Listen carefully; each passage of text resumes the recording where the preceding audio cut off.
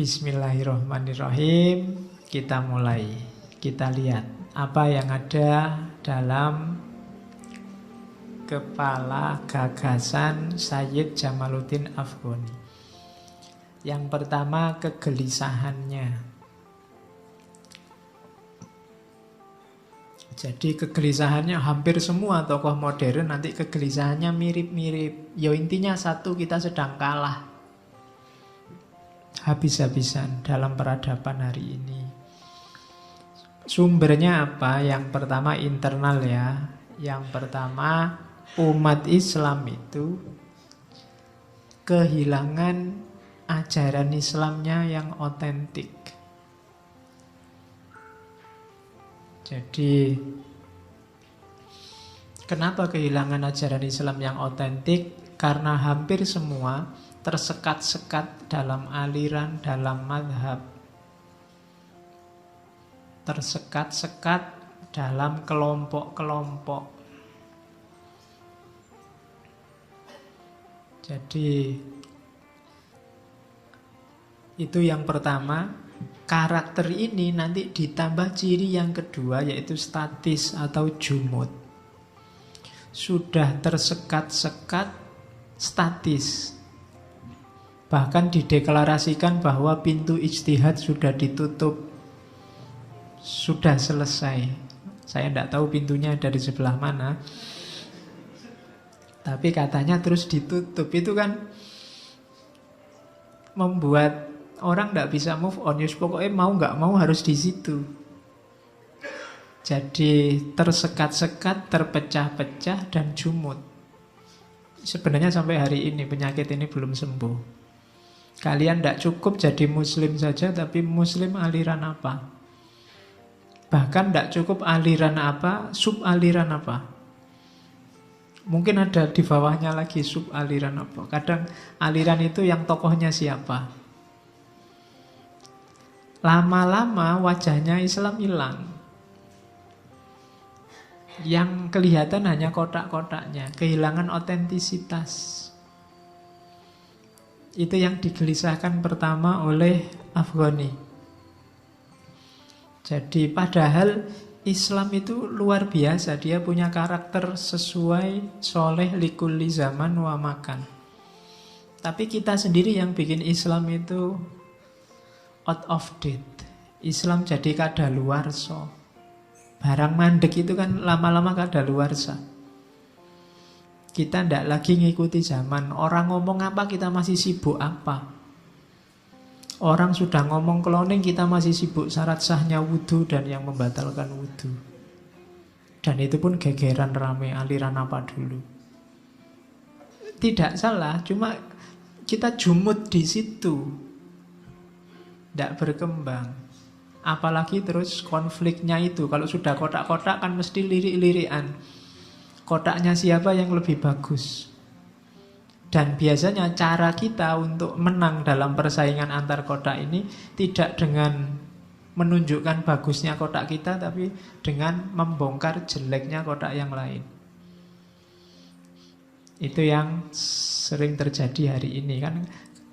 Hampir semua kita lebih sibuk nyari jeleknya musuh kita daripada menampilkan, mengekspresikan keunggulan kita. Jadi yang pertama itu problem hari ini. Yang kedua, sistem pendidikannya macet. Agama dan ilmu pengetahuan tidak jalan. Jadi jangan dikira Barat itu maju karena Barat lebih cerdas dibandingkan kita. Barat lebih maju karena Barat lebih serius dalam bidang sains, dalam bidang teknologi, dalam membangun peradabannya.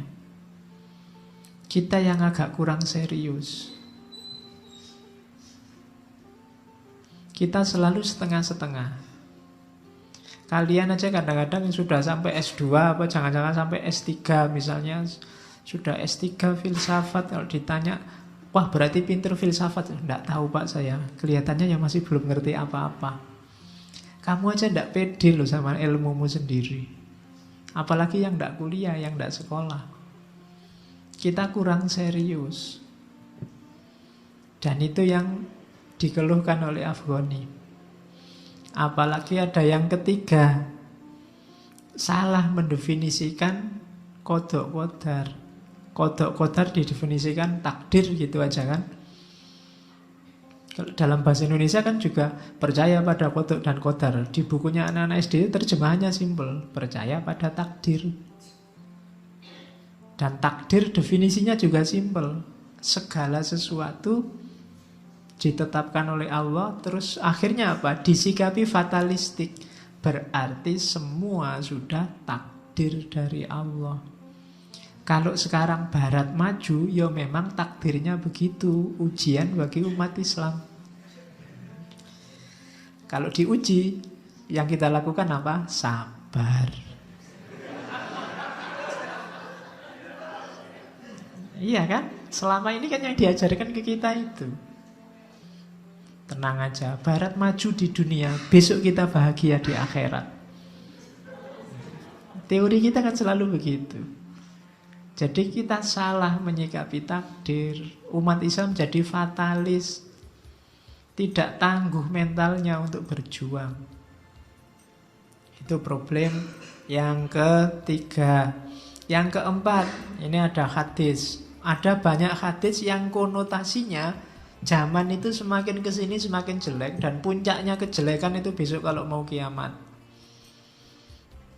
Akhirnya kan kita merasa, oh iya ya, ya pantas kita itu nggak kalah sama umat-umat yang dulu. Memang zaman itu semakin lama semakin jelek.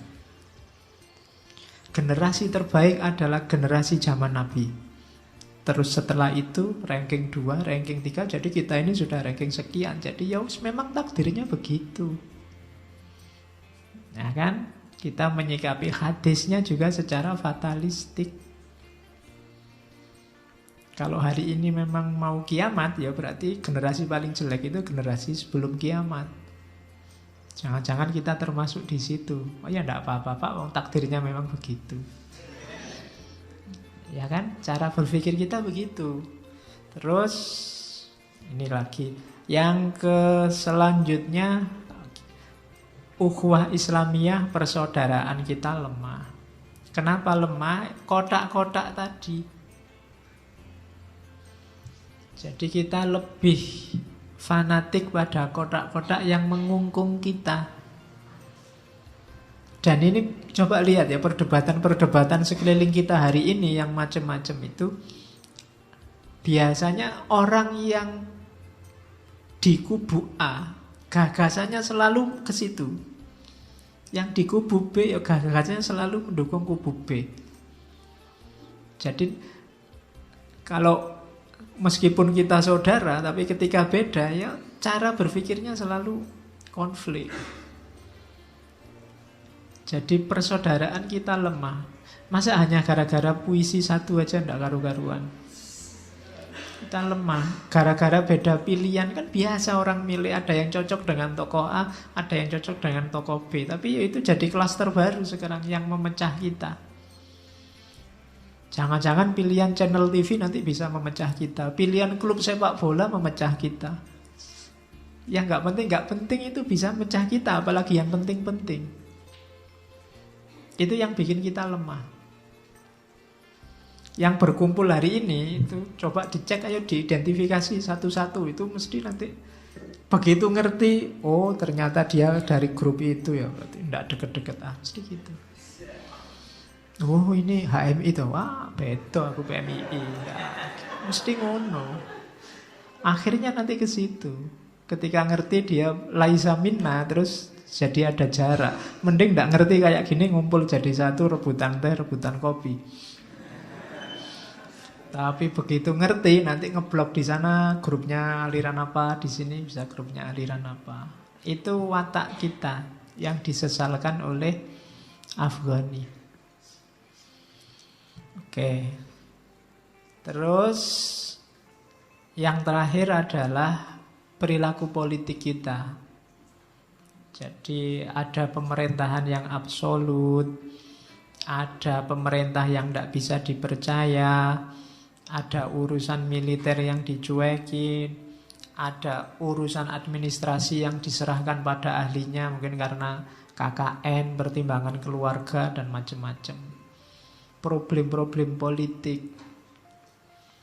Inilah yang menyebabkan umat Islam lemah, katanya Afghani. Makanya jangan percaya pada tesis bahwa Islam itu jatuh karena Ghazali nulis atau Ghazali mempopulerkan Ihya Ulumuddin. Iyalah, mungkin dia nyumbang dikit-dikit. Nah, tapi mental pada zaman itu, umat Islam pada zaman itu memang mengarah ke situ, mengarah ke fatalisme, mengarah ke bukan lagi ke aktivisme. Jadi kalau dikasih ajaran tasawuf senangnya luar biasa. Sufi-sufi senangnya luar biasa. Orientasinya akhirat, orientasinya. Karena memang sedang kalah. Jadi kayak kamu disuruh pacaran, enggak, pacaran itu dosa, pacaran itu. Karena memang sedang enggak punya pacar.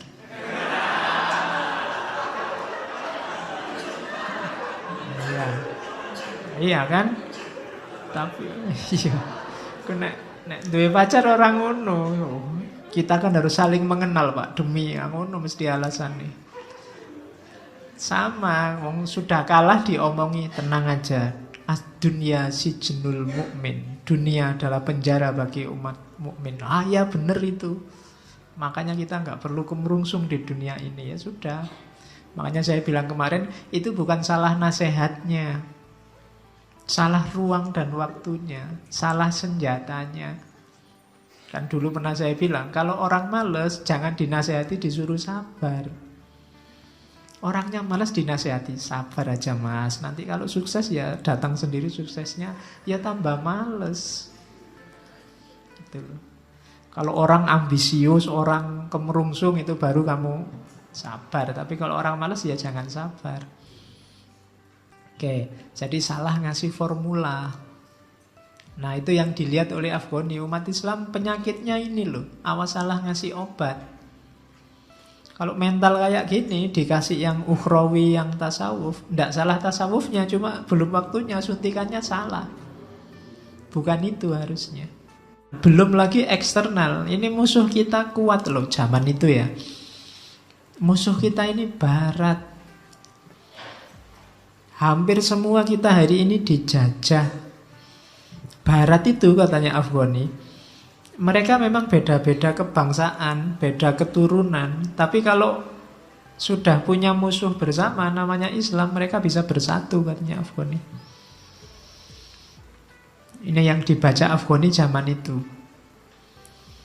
Di era ketika dinasti-dinasti Islam hancur satu demi satu. 3 dinasti yang terakhir, Safawiyah di Iran, Mughal di India, sama Turki Utsmani, akhirnya kan pelan-pelan turun terus habis. Terus dijajah habis-habisan kita oleh Barat. Kalau urusan ini Barat kompak. Tidak ada yang teriak-teriak, lo humanisme, lo itu penjajahan, lo melanggar HAM, tidak ada yang begitu. Karena musuhnya sama, Islam. Jadi ada problem eksternal. Orang Barat juga masih mewarisi semangat perang salib, katanya Afghani. Jadi masih merasa bahwa Islam itu musuh yang harus ditaklukkan. Itu tertanam di bawah sadar mereka. Sehingga ya terjadilah penjajahan habis-habisan terhadap dunia timur. Yang ketiga, kita itu oleh Barat dianggap lemah, terbelakang, belum beradab. Kita negara dunia ketiga yang perlu diajari biar beradab. Kita masih dianggap orang-orang primitif. Tradisinya masih tradisi mistik.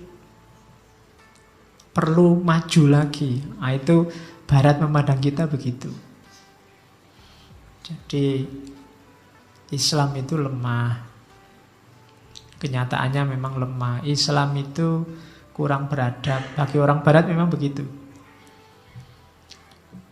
Oke, cirinya dunia ketiga, kata mereka. Sama mungkin kayak kita melihat peradaban-peradaban tertentu mungkin yang belum pakai baju, yang itu kan kita anggap mereka belum beradab. Sama orang barat nganggap kita juga belum beradab. Sama-sama tidak pakai baju. Kalau itu misalnya teman-teman di Papua kita nganggapnya oh itu belum beradab. Tapi orang barat itu kalau di pantai tidak pakai baju kan tidak ada yang bilang itu belum beradab.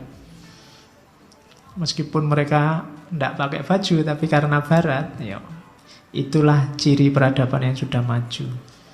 Nah itu beda cara memandang. Itu katanya Afghani kayak gitu cara berpikirnya barat. Kemudian ya ada lagi misalnya perang istilah. Kalau orang barat cinta tanah air disebut nasionalisme. Kalau orang timur disebut fanatisme. Nah itu perang istilah. Kita juga sering kan semacam ini. Jadi kalau bangsa timur mundur, yaitu memang fitrahnya begitu. Tapi kalau ada timur itu maju, itu pengecualian. Ya itu mesti karena didikan barat.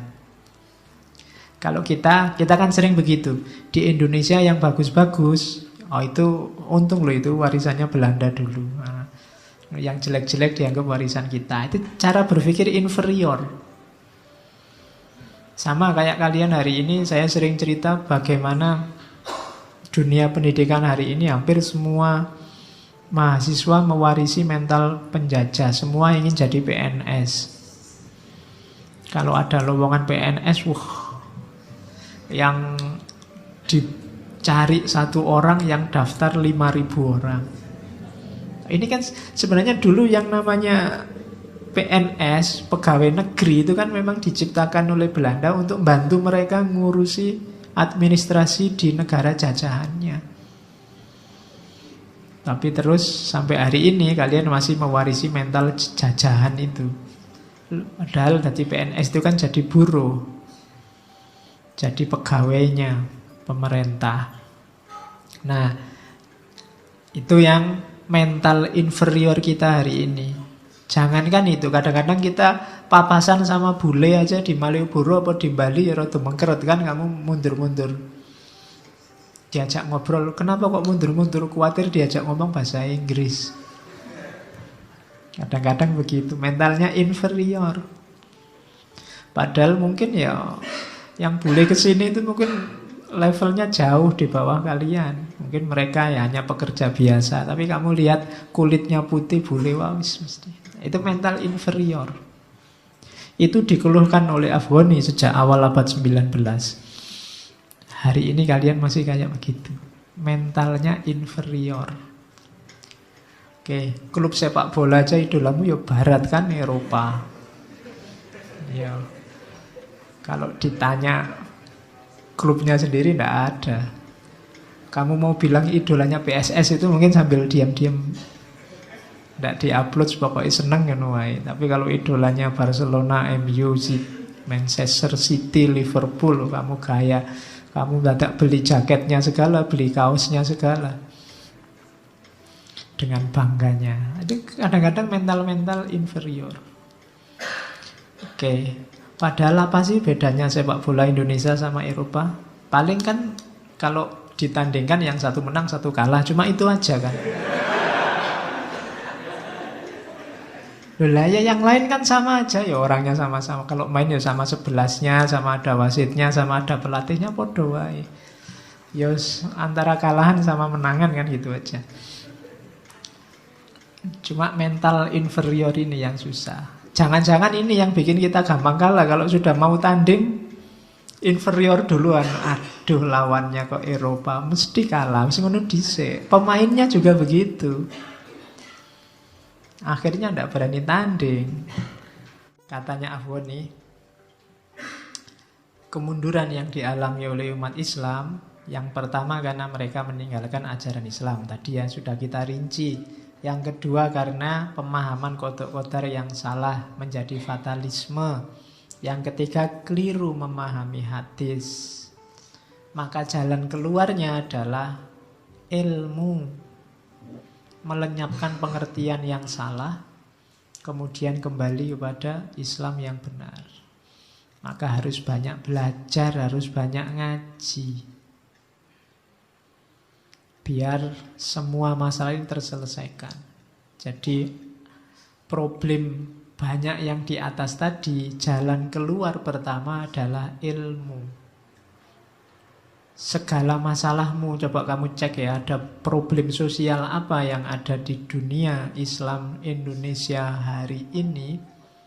Solusi pertamanya hampir selalu adalah ilmu. Maka jangan bosan-bosan nambah wawasan, nambah ilmu.